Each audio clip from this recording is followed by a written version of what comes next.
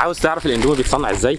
اندومي بعتت لي دعوه عشان اروح المصانع بتاعتهم في مصر واشوف الاندومي اللي بناكله بيتصنع ازاي. دي اول مره اصور حاجه زي كده في مصنع، فحبيت اشوف المنتج وهو بيتعمل من البدايه لحد ما يوصلك في ايدك. رحت الاول مصنع العاشر من رمضان، وقبل اي حاجه لبسنا لبس التعقيم ده عشان نقطه النظافه والتعقيم مهتمين بيها جدا جوه المكان. اتشرح لنا الاول طريقه عمل الاندومي، انهم بيجيبوا الدقيق الاول يدخل في عجانات كبيره وبيتعجن ويتخلط كويس، بعد كده بيتحط عليه الملح والخلطه اللي بتخليه بعد كده عجينه كبيره مفروده سمك 1 مللي تقريبا، وده عن طريق كباسات لحد ما توصل لمرحله بيتقطع فيها الخيوط الشعريه اللي عارفينها، وبعد كده بقى بيستوي عن طريق البخار الاول، وبعد كده قلي في زيت درجه حرارته بتوصل تقريبا ل 150 درجه، وفي الاخر بتدخل على سيور تبريد عشان بعد كده يطلع بالشكل اللي كلنا عارفينه. كل ده طبعا بيمشي على سيور باقل تدخل للعامل البشري لحد مرحله التجميع. كميه نودلز بقى رهيبه بتمشي على السيور دي، وبعد كده يتحط عليها كيس البهارات اللي عرفت ان هي كلها مستورده من دول شرق اسيا، لانها زي ما انتم عارفين هم مشهورين جدا بالبهارات بتاعتهم هناك. كل ده بيتغلف في كيس الاندومي اللي كلنا عارفينه ويترص في كراتين. كمان عندهم معمل بيتاخد فيه عينات بشكل دوري عشان يتاكدوا ان كل حاجه ماشيه مع المواصفه اللي شغالين عليها. دخلت بعد كده المخزن بتاعهم اللي كان مليان كراتين اندومي. عاوزكم تجاوبوا بقى على السؤال ده من الفيديو،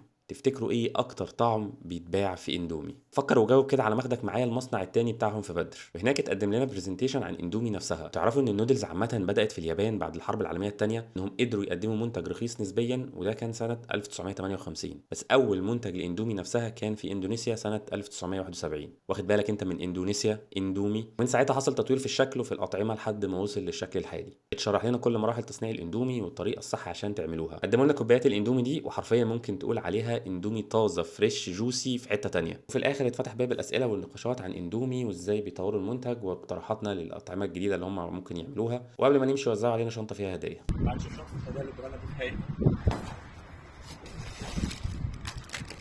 اندومي طعم فراخ بلدي، اندومي طعم اللحمه، بس ده جامبو، اندومي شعريه مقليه ده اصلا مش موجود في السوق، وكشكول وقلم اسمه عليه اندومي، كوتشينه دي ولا ايه؟ كوتشينه اندومي، كاب مرسوم عليه اندومي من ورا، اخر حاجه ميداليه اندومي والشنطه عشان تحط فيها كل الكلام ده. قبل ما انهي الفيديو حابب اقول ان اندومي عامله مسابقه عشان هي دوري ابطال اوروبا السيتي والميلان يوم السبت الجاي. هتصور نفسك وانت بتشوف الماتش، او هتصور كوبايه اندومي ساعه الماتش وتنزلها على الهاشتاج ده اندومي الاساس، والجوائز حلوه بس ركز على البلاي ستيشن 5. الفيديو ده من الفيديوهات المميزه اللي عملتها. حابب اشكر اندومي على استضافتهم لينا في المصانع بتاعتهم. عاوز اسالكم كمان سؤال، تفتكروا لو عاوزين او حابين تشوفوا اندومي بطعم معين وتحبوا يبقى طعم ايه؟ اشكر كل عمال المصنع لان هم اساس المنتج ده. اخيرا لو عجبكم الفيديو يا ريت تعمل لايك وشير وفولو على فيسبوك. شكرا جدا ليكم، سلام.